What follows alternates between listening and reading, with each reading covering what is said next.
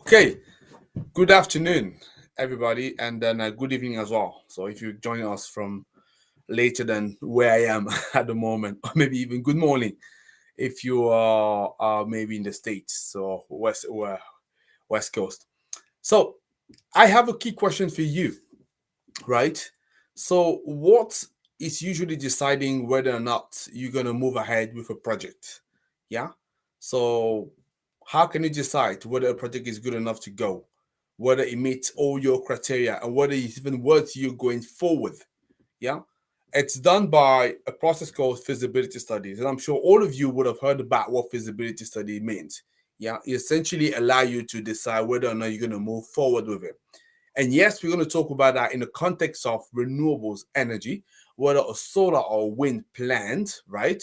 And this is what I wanted to talk to you today, just to give you an idea. What are the five key elements? Because there are many of them, but which one do you need to make sure that you have ticked in your box to make sure that you cover all the areas that are needed? So that's the topic of today. So if you don't know me, everybody, so my name is Tony Teo, I'm the founder and CEO of Renewables in Africa. We are your global clean energy champion. And every week, what we do on a Wednesday, but also on a Sunday, so we talk about various aspects of the industry and various technologies, right? So we're doing that. And what we're expecting for you, very simple, just to connect with us, to reach out to us.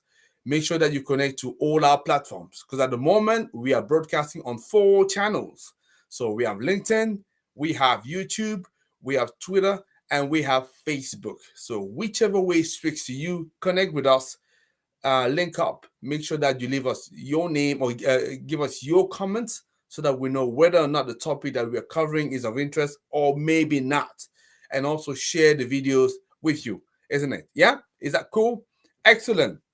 So let's dive into the conversation. So the topic is today it's looking at feasibility studies, especially looking at the five key element, right? And as usual today, as is a regular feature for a Wednesday now, I have my colleague Kofi who's going to join us in a minute and is going to tell us, talk about some aspect of feasibility study that I'm sure you're going to be very interested in. But as usual, before we start diving into conversation, so it's always good to put things into perspective and have a little bit of a understanding. So what a feasibility could be useful for, because I'm very much aware of the fact that some of you may not be as knowledgeable as others, right? Because this channel, it's I would say important, and it speaks to many people, different type of people. You may be an investor looking to pour money into the sector and you're looking for information. You'll find in here Renewables in Africa channel. Or you could be a business, you're looking for a solution to help you to turn your business into a green business.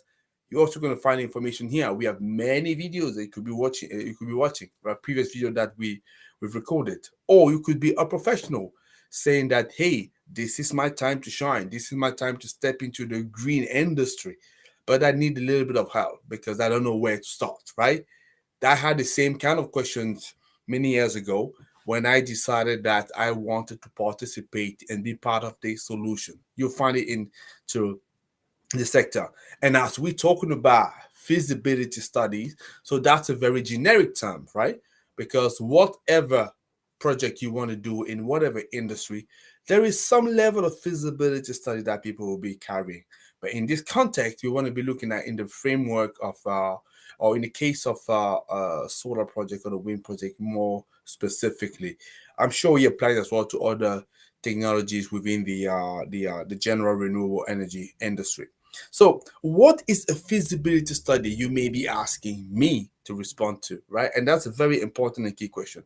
So, again, I'm sure there are many definitions here, but let me just give you one that for me speaks quite clearly to what it is, and it comes from a website called Investopedia, right? So, feasibility study is an analysis of that consider all the aspects of the project and look at all the relevant factors, whether you're looking at economic factors, technical, legal, scheduling, and so on and so forth, in environmental. So you definitely, we're talking about many factors here, and that's what constitutes a feasibility study. And usually, the result of this feasibility study is meant to tell you whether or not you are good to go ahead, carry on with the project, or it's preferable for you to stop at this stage and to revise or address some concern before you going forward. Yeah. So that's what we understand by feasibility study in here. And as we talk about feasibility studies, so as far as I'm concerned, there are five key elements. So again, within the framework of a solar project or a wind project, there's five key elements you absolutely want to make sure that you look at. Yeah. And the fourth one for me is critical. So you want to make sure that you keep on watching until you get that fourth one. And after that, if you want to go, you can go. But I suspect you still may want to stay. So let me go ahead and give you those five key elements that for me are determining, right? To have a good feasibility feasibility study. So the first key element, right? It's what we call the technical assessment. Very, very, very important.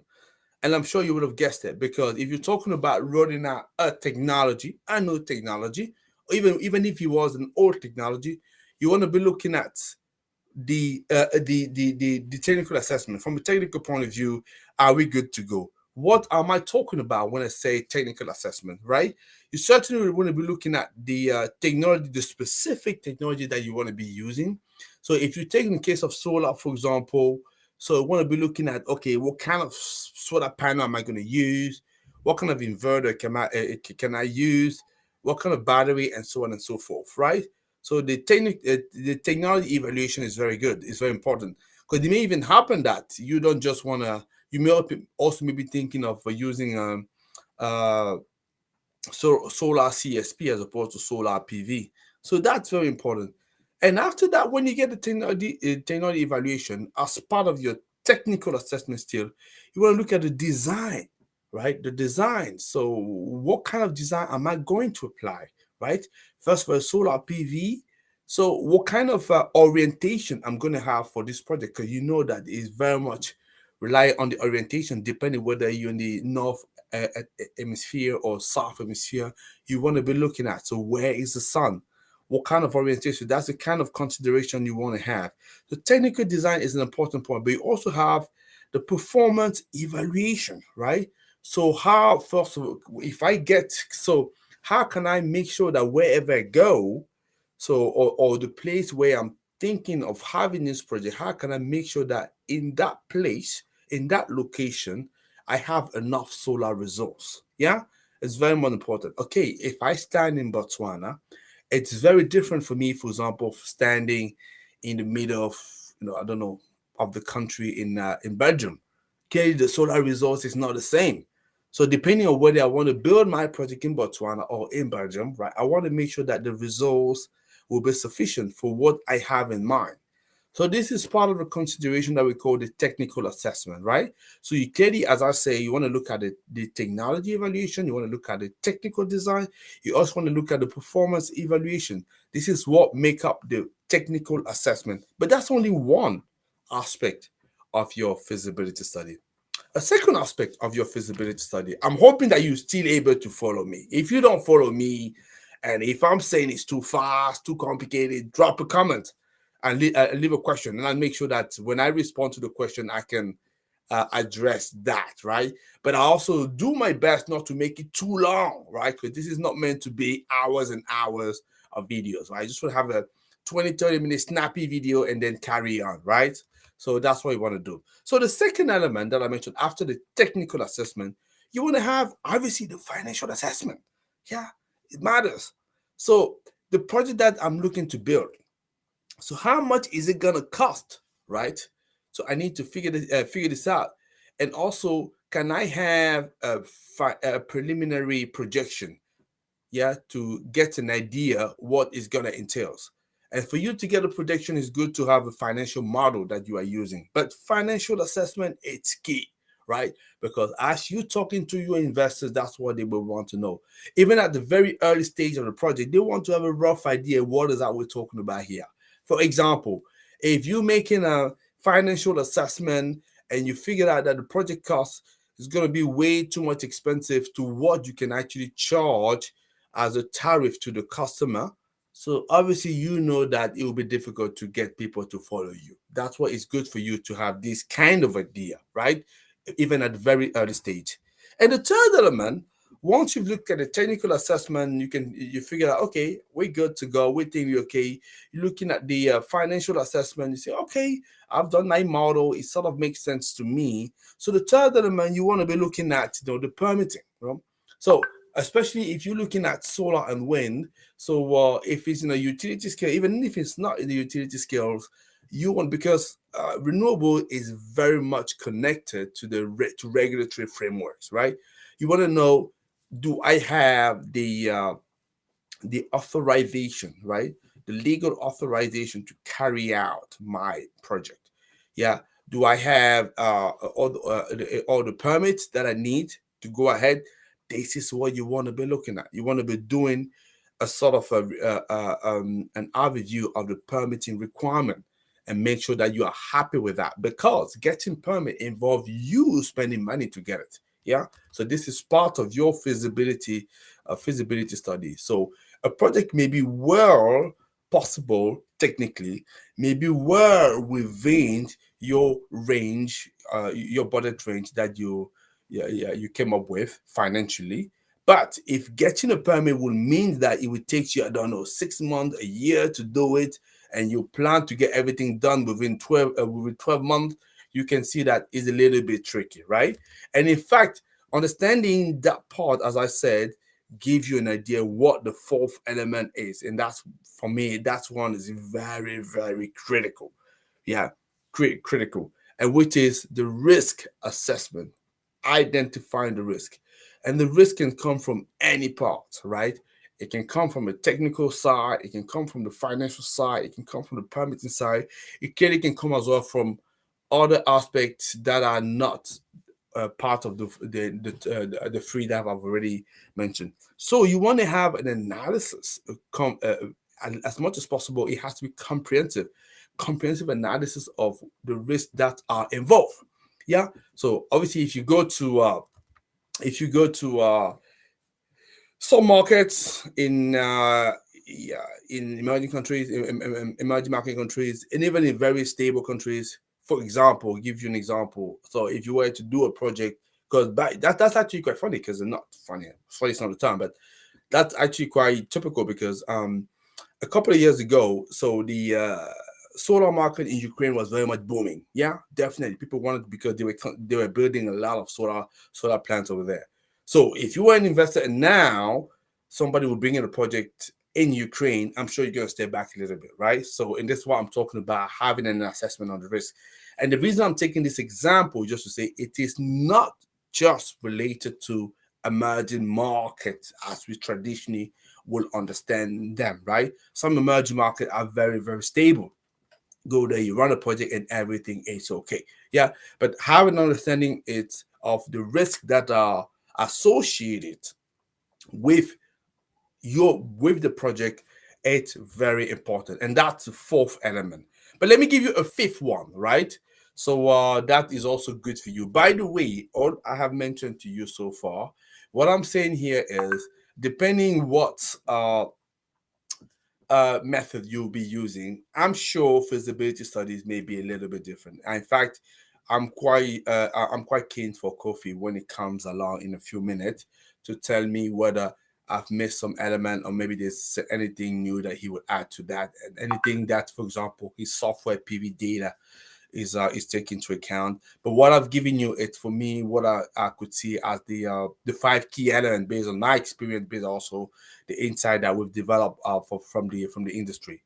So I talked about the technical assessment, I talked about the financial assessment, I talked about the permitting need, the permitting requirement that you need to properly understand, and I talked about the risk assessment. So the fourth one for me, providing that you've cleared all the other the fifth one, providing you clear the other fourth and everything is okay, it's for you to go and have, let's say, a proposed or a draft technical solution that you would have designed. Yeah. So both the technical and the financial solution, you come up with that, and you will actually add that into your feasibility study. Essentially, what you are saying to people is, providing I've not seen any showstopper, because this is the thing. The feasibility study also allow you to decide very early and quickly whether there is a showstopper, right, in your project. So provided there is no showstopper, you want to go ahead and have a very high level design of what the technical and the financial solution look like. Yeah, and once you have that, then that's good. You can then prepare a draft report that's going to be your early feasibility studies report that you can present to your partners, to your investor, and you are ready to go. So those are the five key elements that for me you should not miss when you're looking at your feasibility study. So let me know what you think. So drop a comment, tell me whether it speaks to you, yes or no. Tell me whether you will add something new, and then I'll be keen to understand it. But for the time being, let me just welcome Kofi. So Kofi, welcome to you again. So I think now our readers, as we call them, people that follow RIA or renewables in Africa. So now will be now familiar with you. So you founder owner of this fantastic software called PV Data. So in the five elements that I mentioned, first of all, let me ask you a very quick question: is it one that you will actually add? Oh yeah, I mean absolutely. I mean, first of all, thank you so much for having me again, Tony. It's always a pleasure to speak with you and your audience. I think yeah, the five elements or the 5 points that you actually mentioned are actually very very necessary to actually getting a solo project ready. From obviously from the technical feasibility, this is basically just measuring the would-be performance of the actual assets. And from the technical feasibility, you can actually get a lot of information about how that asset is going to perform, a lot of information about the location where that asset is going to be built. And obviously, then you also move to the financial feasibility, which is very, very key because at the end of the day, these projects are actually built to actually generate positive revenue or reasonable IRR, internal rate of return. So yeah, so that's very very good. And obviously for the financial feasibility, what most players or most investors or IPPs are actually looking for. Obviously, a net positive NPVs are always very very key. If the NPV is negative, then that project is not going to be bankable. But basically, they're looking for a reasonable IRR relative to what they used to, relative to the market that they invested in. Obviously, for less risky market would command, maybe single digit IRRs. But for more risky markets, investors, IPP, or independent power producers, may demand at least a double digit IRR because obviously the risk is actually greater. And obviously, you also mentioned analyzing of other risk factors that is not addressed in the technical analysis and it's not addressed in the financial analysis. So risk factors we can coin them as, let's say, qualitative risk factors. Would the area that you want to build your solar farm, is it going to be exposed to the risk of flood? Is it going to be exposed to like a deforestation risk? Is it going to be exposed to other risk factors that basically are not covered? I mean, is my land area big enough? Sometimes Sure. when building solar, and solar developers actually fall prey to this mistake a lot. Because solar developers, most of the time, they're not too technical, and you cannot blame them for not being too technical. So they may not fully understand the area of land needed to build a project. So let's say they want to build a 50 megawatt project, for example, but they secure a land size basically lower than what is required. So this is going to be a major, major challenge. And these are the other risk factors that a feasibility report should actually cover. So all the parties involved will ensure that they have looked at all the necessary risk factors and they've addressed and possibly mitigated all the risk factors before they can then decide whether or not the project is a green light or a no go. Excellent. Thanks for your contribution. By the way, we're having Albert Mogoli. who was saying that you're on point. So I don't know whether it's talking about you or me, but anyway, let's say we're both on point. We've good to we're happy to see that. And Kofi, obviously we talked about, we referred to PV data already a few times in the previous live that session that we had.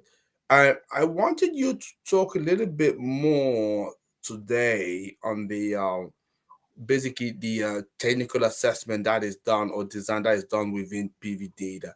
So I don't know whether you have something to share you wanted to me to show that, but yeah. So I'm happy to share that when you want. But yeah, if you can tell us first of all roughly how that technical assessment is done. Um, Sure, absolutely. I mean, obviously, to start with, putting together a feasibility study is no cakewalk. It's very, very challenging, and it's very, very important that you actually get it right. A lot of money involved in putting the feasibility study together. So with PB data, what we have addressed basically, we've looked at all these challenges, and we've put a tool together that helps address and measures all these challenges for the user. Tony, if you don't mind, I'm actually sharing this slide. I'm not too sure if your audience can actually see. Okay, perfect. So right here is basically an output of the PV Data platform. The PV Data platform is a free to use platform, so you can visit us at pvdata.io and you can download it for free, and you can basically measure and analyze solar utility scale solar projects basically anywhere in the world, structured under almost every single currency available. So right here, I basically just fast track the process just to show you what the output of the platform is. It generates a full-fledged due diligence, basically a feasibility report covering technical analysis, environmental analysis, and also financial analysis. But obviously, for the sake of this webinar right now, we're basically just going to focus more on the technical aspects of this due diligence report. So it is a 20 to 25 page report. Obviously, like I said, it covers different elements, different aspects of a feasibility study. But we're just going to go straight down to the technical aspect. I'm just going to just highlight a couple of features in the technical aspect, and if we do have time, we can then cover other aspects as well. So basically, as we mentioned earlier, I mean, the technical analysis is basically a performance analysis. It should let the user know how is my solar project going to perform, what is going to be the electricity yield of my solar project in year one, and basically what is basically going to be the entire forecast in terms of performance going to be. What is the irradiance of the location going to be, and other key elements. So for right here under our technical report, then this is just basically for a 50 megawatt project that I structured for. The location is in Portugal, Lisbon, Portugal. I just named it Portugal Solar. And then right here off the bat, it lets us know what the irradiance for Lisbon, Portugal is going to be, which is very, very key. It gives us a good information in terms of the design, how many solar panels are going to be needed to actually get this installation done. If we scroll down, it gives us detailed information about the possible irradiance losses, the angle required to actually optimize on the needed irradiance. It led us so that we should actually tilt our solar modules about 18.5 degrees. And it just gives us useful information about the module losses. If we scroll further down, this gives us the needed information about our electricity yield, and it obviously breaks it down into P50, P90, P95 generation. Obviously, when signing PPAs, power purchase agreements with utility off-takers, they usually require you to put it on a P90 scenario basis. So this is very, very useful information. If we scroll further down, this gives us a breakdown of the irradiance on a month-by-month basis, the ambient temperature on a month-by-month basis in Lisbon, Portugal, and obviously the electricity that's going to be pushed to the grid on a month-by-month basis over here. Scroll further down, this is more of generation forecast. So for this particular project, I actually put a 20-year life cycle, which is basically about it mirrors the PPA contract.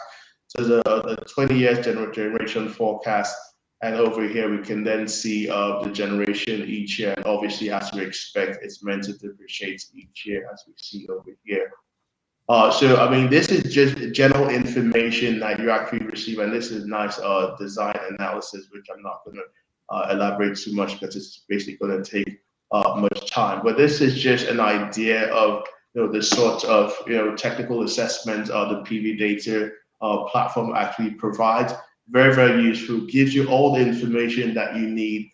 And the good thing about it, you don't need to spend too much money hiring third party analysts to get this done for you. You can basically get this done in a matter of seconds. Excellent. That is very useful, Kofi. That's very good. Can you hear me, see, Kofi? Yes, good. Okay, but okay, I just want to check in. Yeah, that's very useful.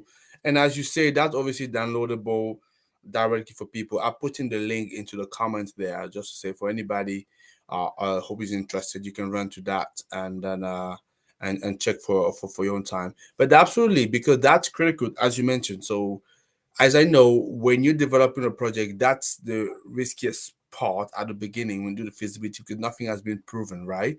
And then you essentially have to spend your own money, and you want to see that how can I minimize basically exposure as much as possible. So being able to use technology like that to fast track it, and we mentioned that before already, it's priceless. So thank you very much, Kofi, for this intervention. I'm sure that's very good and useful for people. And then, as I say, so should they wish to look at that, I'm sure they can take it forward. And thank you as well, Kofi, for stepping in. Thank you for your comment. I think Albert had a comment. I don't know whether there's any other question, but we can take it from there. But the good thing for us guys, it's what we're saying. So having that good feasibility study is essentially very much key. I'm just going to repeat the 5 elements that I mentioned that are critical for you to have in order to make sure that you cover everything, right?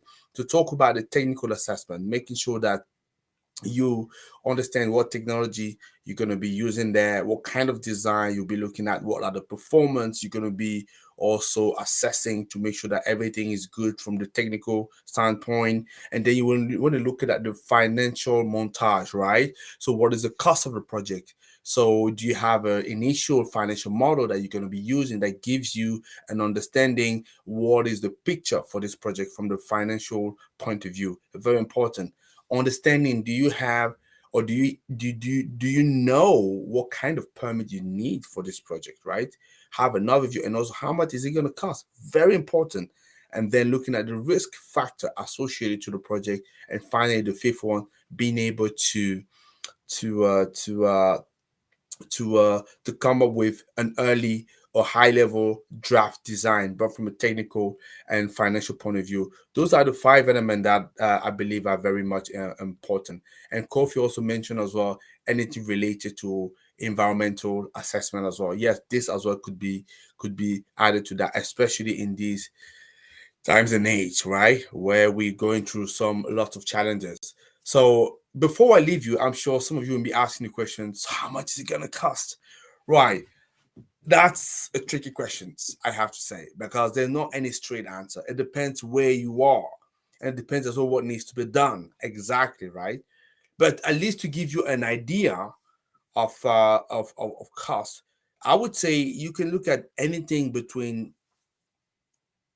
let's say, 50K for very very small project, even less than a megawatt. Yeah, it can go from there all the way to a few hundred thousands, I would say. Yeah, that's what I could say. So I'm very very cautious because, as I say, it depends what you're doing. It also depends whether you're doing a utility scale project or you're doing a CNI project with very very reduced. Because in many countries, for example, in the emerging market or in some countries in Africa, right?